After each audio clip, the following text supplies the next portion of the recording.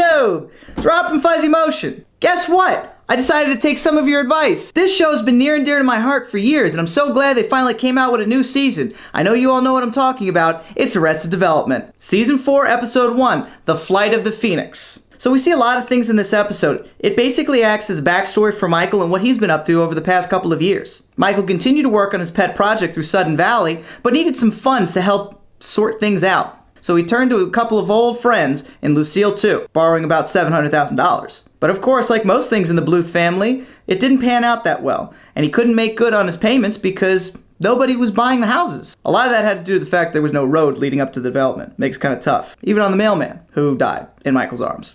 By the way, so many cameos in this first episode. You got Seth Rogen, you got Kristen Wiig, you got the guys from Workaholics, and a bunch of other actors that I know I've recognized, but I can't tell exactly where they come from.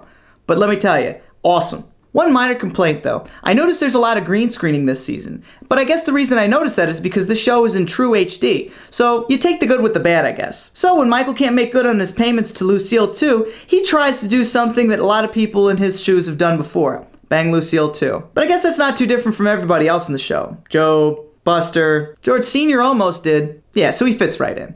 Speaking of Job, he's still one of the funniest characters on the set. I love his scenes. He tries to drug Michael with a forget-me-now. Remember those? They're roofies, guys. Roofies. So after having his dreams fail, Michael finds himself homeless and is forced to move in with his son, who's boarding at the University of California. That's right, George Michael and his dad are roommates. Hilarity ensues. George Michael's feeling the pressure of living with his dad in that he doesn't have a lot of privacy. And I could totally understand that, because he's trying to bang his cousin. I mean, not his cousin. I mean, maybe. He's banging maybe, and he doesn't want his dad to know. So George Michael tries to find all these different ways to tell his dad he needs to move out, but he doesn't want to do it too abruptly. That's okay, I'll just put law school on pause. I mean, the last time I did that, you were born. George Michael decides to have a silent vote with his roommate, himself, his dad, and his girlfriend to see if they can finally vote Michael out without making him feel bad. But of course, he ends up feeling bad anyway. And that's another thing about this episode that I really like. It has an element of sadness. None of the other episodes had that, and I'm okay with that. But when you combine the two, you get something really special. If you guys have ever seen Scrubs or Rescue Me, you know exactly what I'm talking about. You know what I'm talking about.